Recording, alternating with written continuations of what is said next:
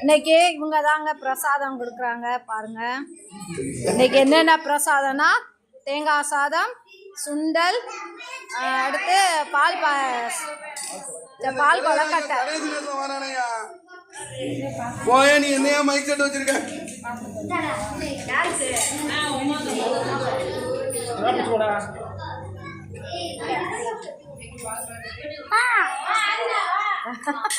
பால் பாயாசம் தான் வருது டக்குனு வாயில. சீக்கிரமா பால் பாயாசம் போட்டு கொண்டு வாங்க.